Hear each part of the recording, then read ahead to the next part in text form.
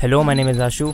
आज से करीब 13 अरब साल पहले कुछ भी नहीं था, ना स्पेस, ना टाइम, ना आप और ना ही मैं। लेकिन अचानक से बूम, एक बैंग होता है जिससे हमारे यूनिवर्स का जन्म होता है। और इसी यूनिवर्स में मौजूद एक छोटे से तारे का चक्कर लगाने वाले एक छोटे से प्लेनेट पर रहने वाले छोटे से जीव इस बैंग को नाम देते हैं द बिग बैंग, जो आज तक की साइंस की सबसे माइंड ब्लोइंग और नंबर 1 थ्योरी है, जो बताती है कि हमारे यूनिवर्स का जन्म कैसे हुआ था। लेकिन इस वीडियो में हम सिर्फ बिग बैंग के बारे में ही नहीं जानेंगे, बल्कि जानेंगे कि वैज्ञानिकों ने आखिर कैसे बिग बैंग की खोज की और हम इंसानों को ये कैसे पता चला कि यूनिवर्स का जन्म बिग बैंग से ही हुआ था। तो अपने यूनिवर्स की जन्म की कहानी जानने के लिए अंत तक बने रहिएगा।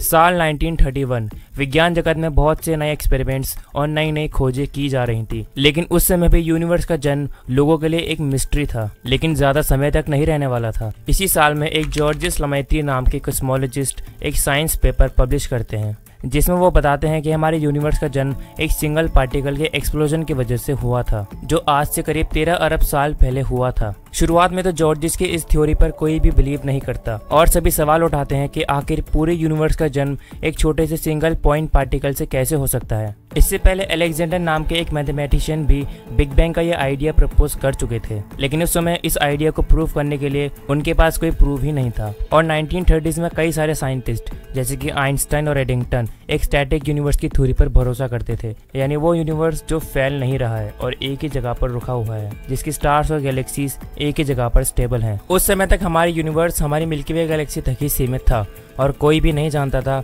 कि मिल्की वे के बाहर भी और भी गैलेक्सीज मौजूद हैं। 70s के टाइम चार्ल्स मेसियर नाम के एक एस्ट्रोनॉमर ने आसमान में कई सारे कॉमेट्स, गैलेक्सीज और स्टार क्लस्टर्स को डिस्कवर किया था, लेकिन उस समय मेसियर को ये नहीं पता था कि आसमान में दिखने वाली ये गैलेक्सीज असल में गैलेक्सीज हैं और उन्हें लगता था कि ये आसमान में दिखने वाले कोई फजी ऑब्जेक्ट्स हैं। उन्होंने करीब 40 गैलेक्सीज को डिस्कवर किया था, जैसे कि मेसियर 40, मेसियर 87 एटसेट्रा। तो इस समय तो हम यूनिवर्स के बारे में काफ़ी कुछ जान चुके थे, लेकिन यूनिवर्स के जन्म के बारे में अभी जानना बाकी था। तो 90s के समय एडविन हबल नाम के एक एस्ट्रोनॉमर, जिन्हें शायद आप जानते होंगे, वो अपने एक 100 इंच रिफ्लेक्टिंग टेलीस्कोप से एंड्रोमेडा गैलेक्सी की स्टडीज करते हैं। एंड्रोमेडा गैलेक्सी हमारे मिल्की वे की सबसे करीब की गैलेक्सी है, जो हमारी धरती से करीब 2.537 मिलियन लाइट ईयर्स दूर है, जो चार्ल्स मेसियर की गैलेक्सीज के कैटलॉग में आती है और इसीलिए इसे हम M31 भी कहते हैं। एडविन हबल ने कई समय तक एंड्रोमेडा गैलेक्सी की स्टडीज की और इसमें बहुत कुछ डिस्कवर किया, जैसे कि सिफाइड वेरिएबल स्टार्स। सिफाइड वेरिएबल स्टार्स वो स्टार्स होते हैं जो एक पीरियड ऑफ टाइम में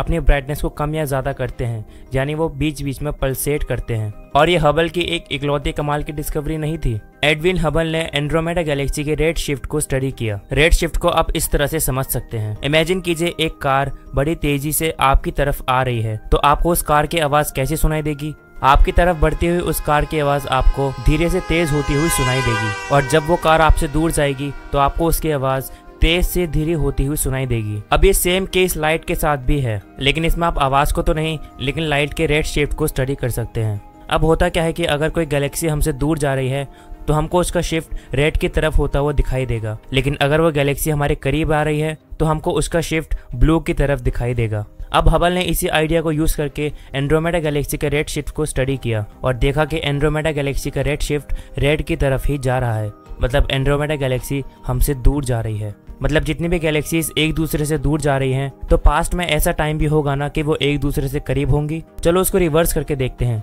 तो अगर हम यूनिवर्स को रिवर्स करेंगे तो आप देखेंगे कि सारी गैलेक्सीज धीरे धीरे एक दूसरे से करीब आ रही हैं और फाइनली करीब आते हुए वो एक सेंटर पॉइंट में आ जाएंगी, मतलब एक पॉइंट पार्टिकल बिंदु।